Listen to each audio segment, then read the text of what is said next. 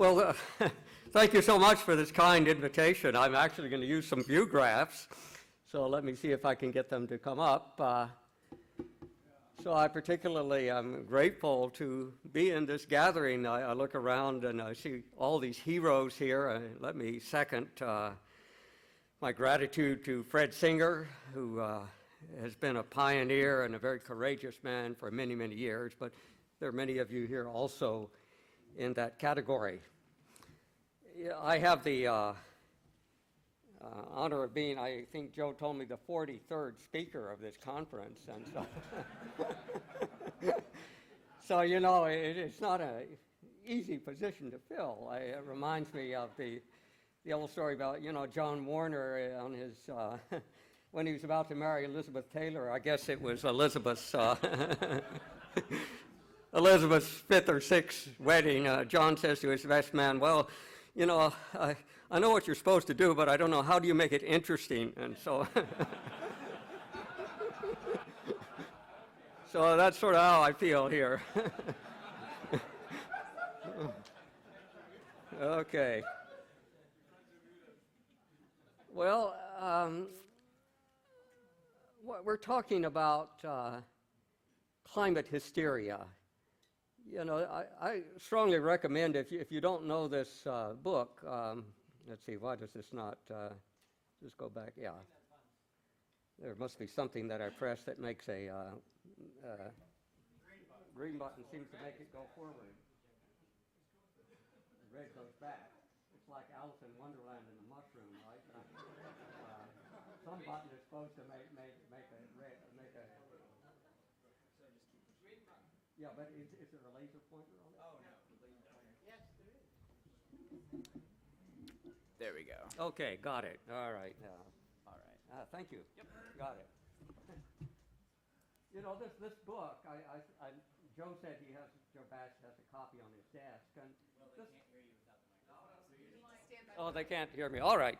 So Joe has a copy of this book on his desk, and it was a favorite book of Bernard Baruch. Bernard Baruch said there were three influences on his life: his father, Gerald Lieb, who wrote about investing, and this book, Extraordinary Popular Delusions and the Madness of Crowds by Charles Mackay, was written back in the 1800s. And if you don't know it, get a copy and read it. You'll be amazed at how human nature doesn't change. So I'd like to suggest it's time for us to declare independence from climate hysteria. And so to back that up, this is the author of the U.S. Declaration of Independence, Thomas Jefferson. And in the very first sentence, he says, a decent respect to the opinions of mankind requires that they should declare the causes which move them to the separation, impel them to the separation. So I think one of the things that we've all got to work hard on is explain to the world, to our friends, fellow Americans, citizens of the world, why climate hysteria is just that. It's hysteria. We're doing all sorts of stupid things. It's a popular delusion. And we somehow have to bring it to an end. I hope we have a chance now. It looks promising. Well, but why us? Why don't the French do it, or the British, or the Chinese? Well, James Madison commented on this, and James Madison was president during the War of 1812. He was the shortest president we ever had. He's just barely 5 feet tall. I doubt he weighed more than 100 pounds. But he wrote very well. And so I like other speakers, I'm having a little trouble reading this. But let me read it to you. Is it not to the glory of the people of America that whilst they have paid a decent regard to the I can't see it now, opinions of former times and other nations, they have not suffered blind veneration of antiquity or custom or for names to overrule the suggestions of their own good sense. So I look around the room, I see a lot of people with good sense. I don't often see that in Princeton, but here I do. The knowledge of their own situation and the lessons of their own experience. You know, when I talk to academics, most of them just never look outside the window, you know, so they've got no idea what climate is. To this manly spirit, posterity will be indebted for the possession and the world for the example of the numerous innovations displayed on the American theater in favor of private rights and public happiness. You know, there's a lot of good sense in this comment. It was written in the Federalist number 14. This was pieces of op-eds published one after another in support of the Constitution, which Madison wrote. Actually, he and Alexander Hamilton and John Jay did this long series. It's worth reading even today. Am I doing something wrong, Joe? No, we're moving the table. Oh, okay. So you have more space. Thank you. Okay, so what are the causes? We should have a few simple causes, and we should hammer on them at every chance we get. And so the first cause is that climate models don't work. And the second cause is climate's going to change whether or not CO2 is changing. Yeah. This over so it's easier. Okay. I'm doing Some okay. remodeling. Okay.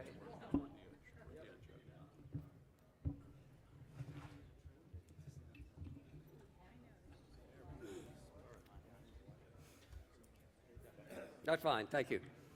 So the third thing, more CO2 is going to benefit humanity. It's not a pollutant, it's actually good for the Earth. The Earth has flourished with much more CO2 in the past. And finally, all of these have been mentioned already today. It's like Elizabeth Taylor, right? It's immoral to deprive the world of fossil fuels. So let's talk about climate models. I mean, it's amazing how few people, you know, and the public at large realize how badly climate models are working. But here is an example. This is John Christie's graph. It's only gotten worse as the years have gone on. This is several years old, but this is still observations fluctuating along here, very little warming, the lower troposphere. And these are model predictions. Many, many models, billions of dollars have went into this stuff, and it doesn't work. Unless you think this is only something made up by the likes of us. John Christie is a great guy, but he's on our side. This is from Nature, sort of the congressional record of the climate mafia.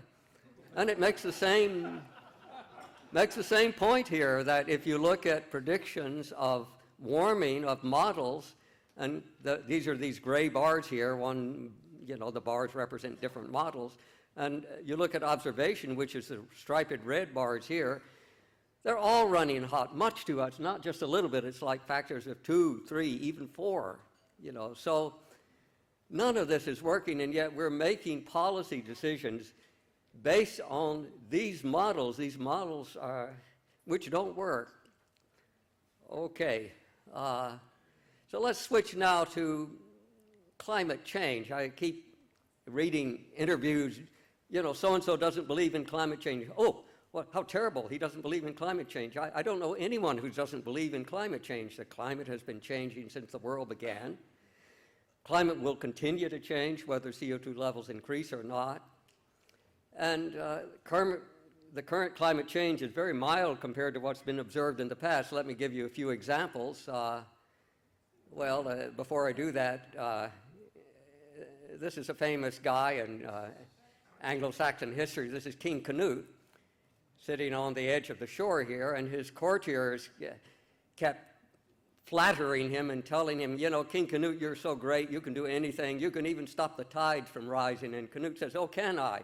And this guy really didn't go around dressed like this. He was an old Viking, he had all sorts of, sword wounds and things like that, so he was not easily deceived. So he said, put my throne at low tide, and if it stops, then you all get a raise. Otherwise, I'm not going to tell you. But anyway, of course, the whole point of this was not that Canute thought he could stop the tide. It was he teaching a lesson to all of his sycophants that surrounded him. But today, would-be kings actually believe this stuff. They really think they can stop the climate from changing, but they can't, any more than Canute could stop the tide from rising.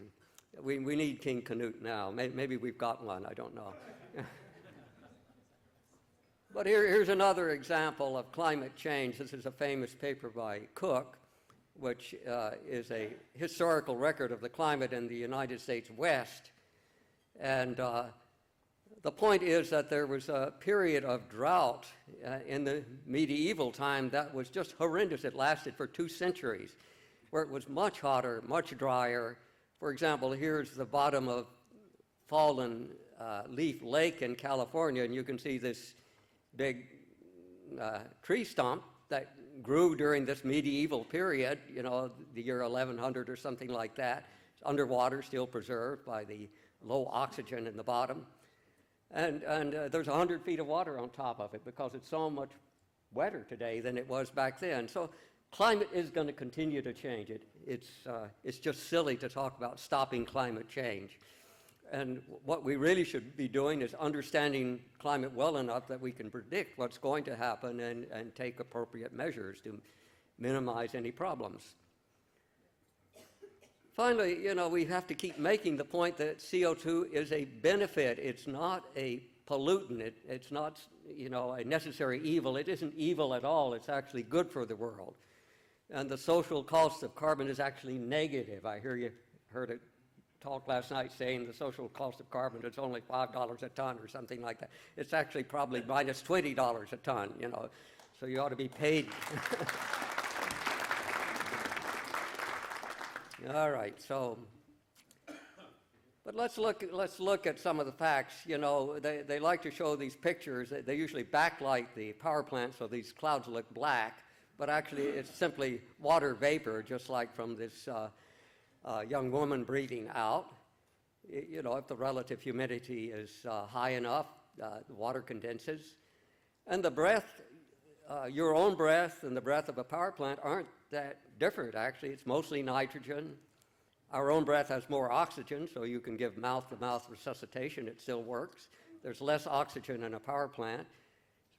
Water vapor is about the same for us and for a power plant, and there's maybe 5 times more CO2 in the power plant than in us, but we have a lot of CO2. We're 40,000 parts per million, so it's 100 times more than in the outside air.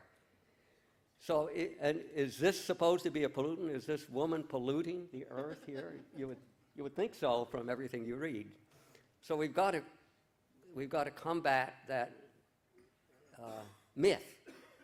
So here's real pollution. This is Shanghai. Those of you who've been to Shanghai, there's a bottle opener building there. There's the Pearl Tower. There's a poor Shanghai resident there with a mask on. But none of this is CO2.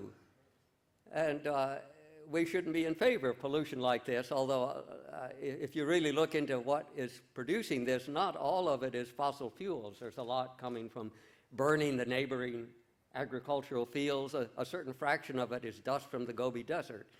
But some of it is from fossil fuels, and that we can control, and we shouldn't permit that to go into the air.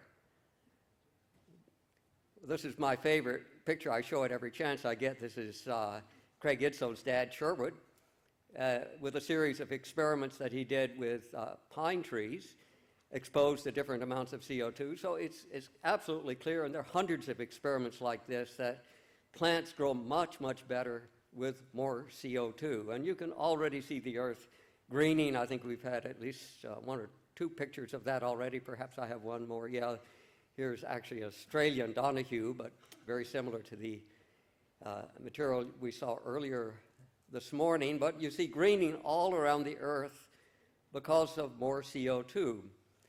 And you can see the greening is particularly noticeable in arid parts of the world, the southern Sahara here, western India, the arid parts of Australia, the western United States, and Canada.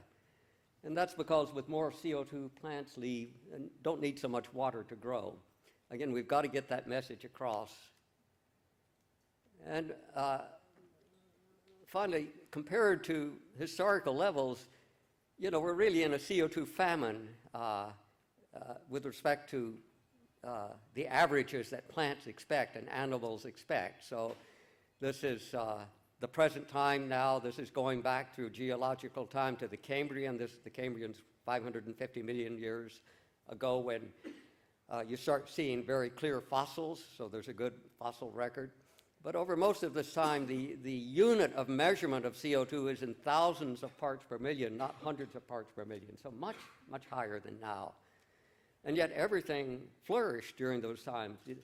There was no ocean acidification to hurt anything. You know, coral reefs did not die. None of these horror stories took place. So another message I try to make every chance I get is that there is no uncertainty.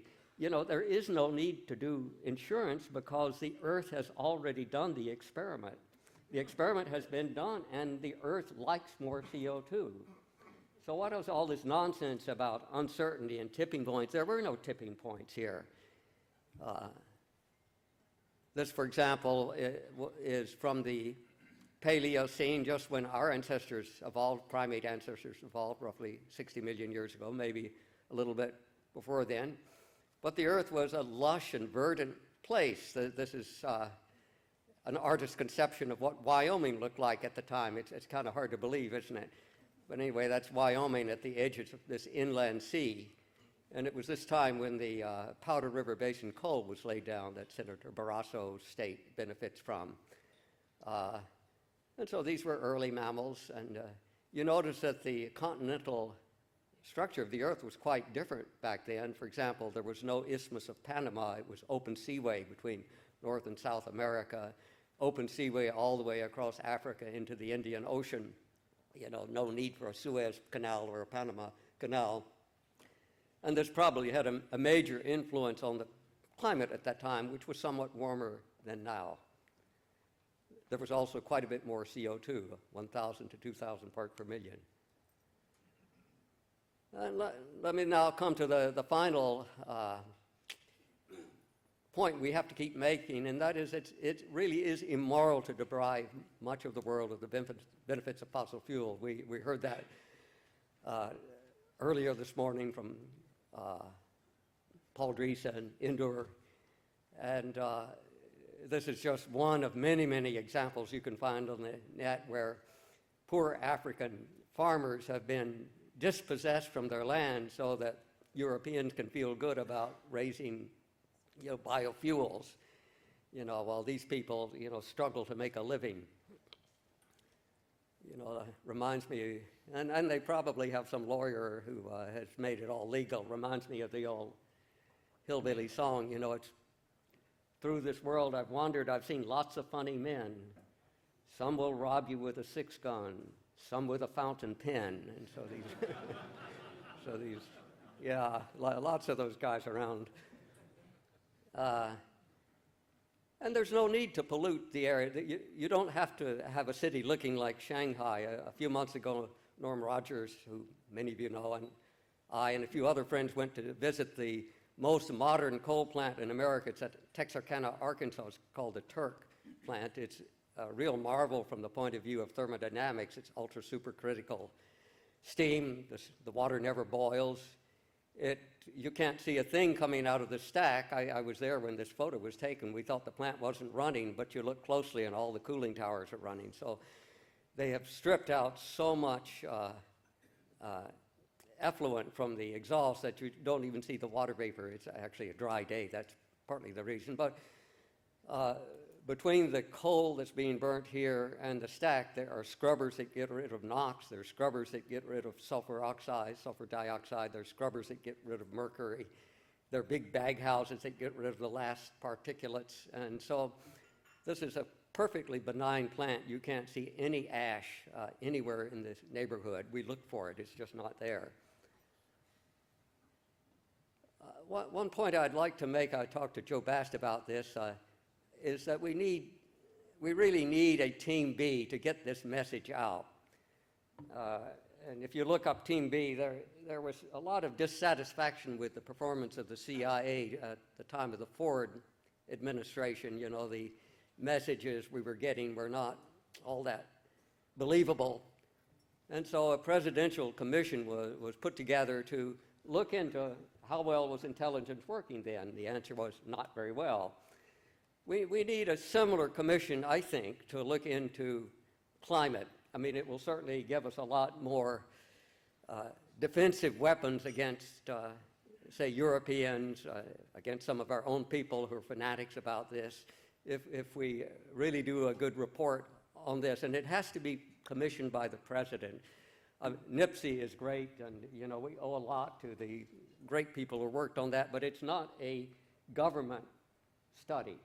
So we need a government study with the imprimatur of the government looking into CO2. I have no doubt that, you know, the realists will win in that study because, you know, the other side is afraid to face the facts. They've never had to. They make sure that they never face anyone who knows anything about climate, but this would be a way to force them to do that. Now, you keep hearing 97% of climate scientists believe that CO2 is a pollutant. And so we shouldn't let these 97% of the scientists just run this study. And Madison also had something to say about this. This is again from the Federalist, number 10 in this case.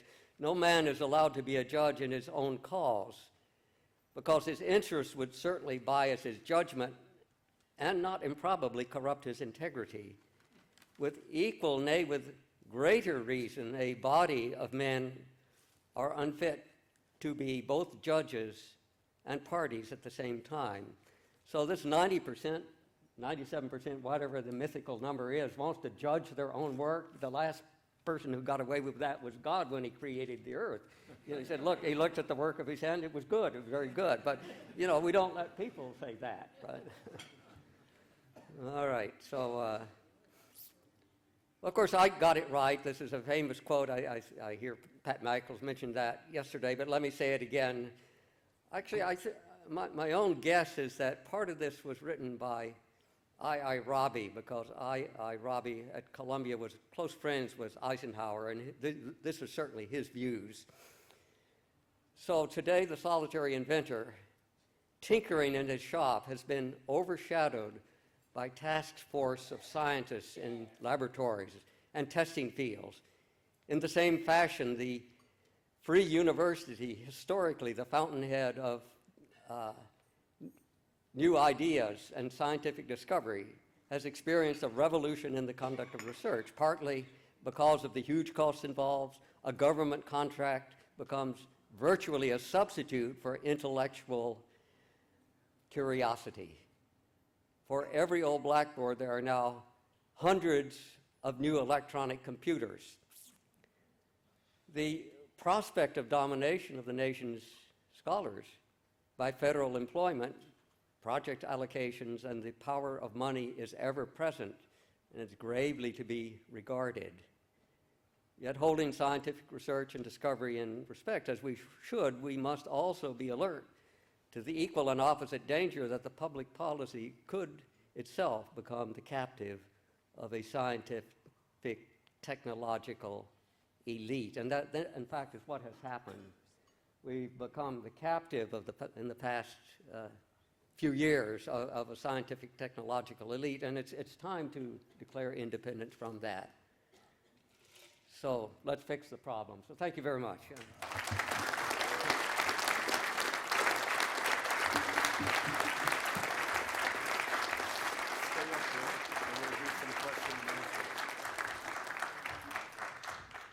I think we have time for some question and answer. The microphone is right back there. I'm going to turn this again. Okay.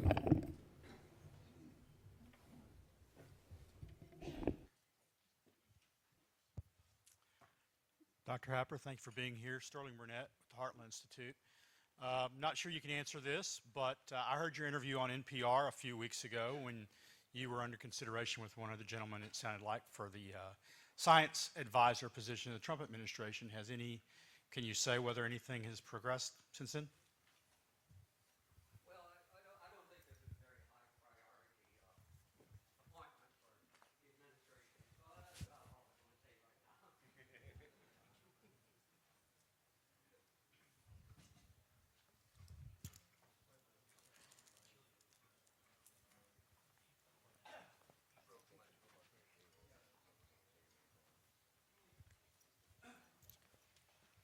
Dr. Happer, a hat tip to Don Deers. He wrote one of the studies he did. He was talking about sequestration, and he was basically the result was you'd end up using 30 to 40% of the entire output of the entire plant to achieve this sequestration, which means every plant becomes 60% of what it's worth. You have any equivalent kind of information on the Turk plant you were talking about to reduce the emissions by that much? How much do you sacrifice in plant output? Okay, the Turk plant does not do any sequestration of CO2. Yeah, yeah, but it does a very, very good job on getting rid of NOx and SOx, sulfur, nitrogen, mercury. And they're a little cagey on what they cost, but my estimate is that increased the capital cost by something like 15%, which is okay, yeah. Roger Bezdek, I spoke here yesterday.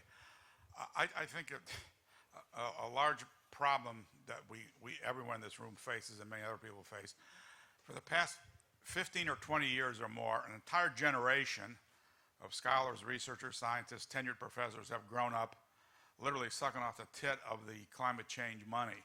They went their entire professional careers and reputations based on that. They're not about to change. It's a problem. Do you have any suggestions on how we address this? Start funding the other side, or stop funding, or get them to recant, or what? Well, I live in that world. Actually, there are some good climate scientists. Take the people who are doing the satellite measurements of the Earth's temperature. John Christie, for example. You certainly want to continue funding guys like that. Take the people who are doing the ocean buoy measurements of salinity, temperature. That's really good stuff. So there's a big part of climate science that is honest research that I would like to see continued. Some of it maybe even should be expanded. One of the problems, for example, with the satellite program is they're so stingy that whenever a satellite dies, there's sometimes a gap of a few months before a new one takes over.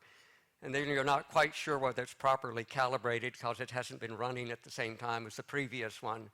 So it wouldn't cost very much to put a little more flexibility into the satellite system. So there are good parts of climate science. Then there's terrible parts as well, as you know. There are all these people who are trained to communicate.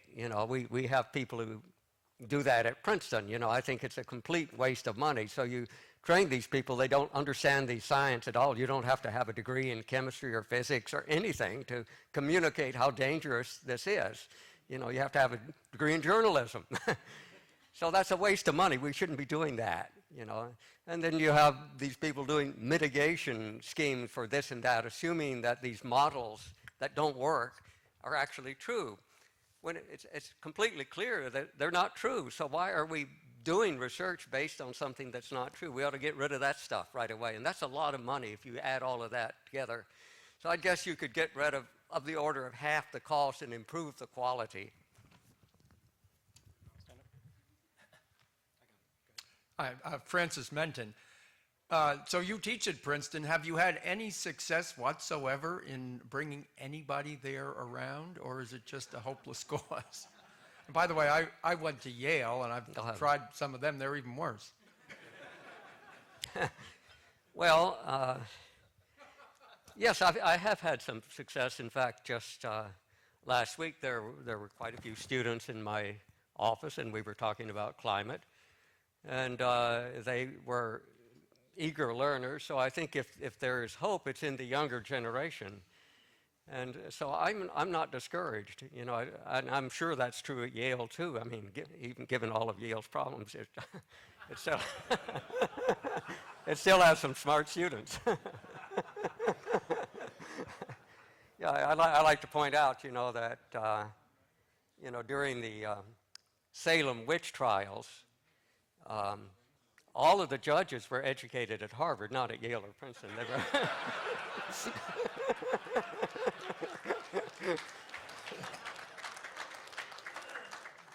We have time for two more questions, and the second to last one is right here.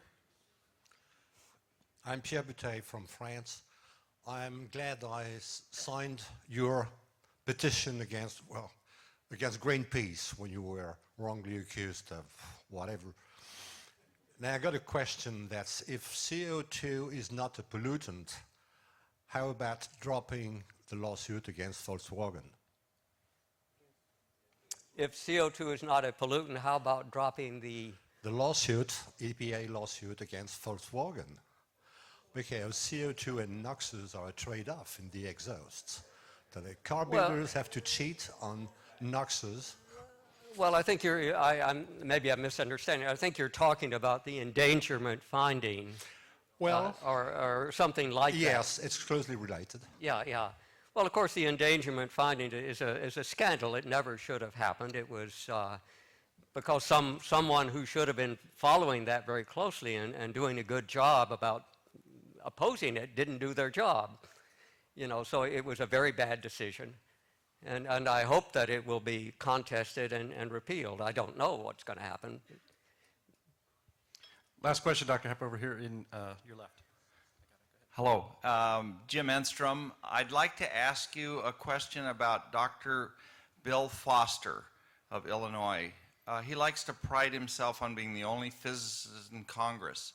On March 9th, he voted against Lamar Smith's Honest Act requiring transparent and reproducible science. I want to know, why would a distinguished physicist like Dr. Foster be opposed to honest and transparent science in the United States of America? Well, it just shows why you shouldn't elect physicists to Congress.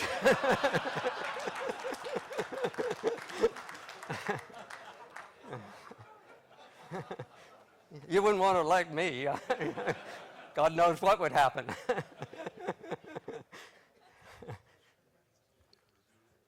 Okay, let's have a big round of applause for Dr. Will Happer.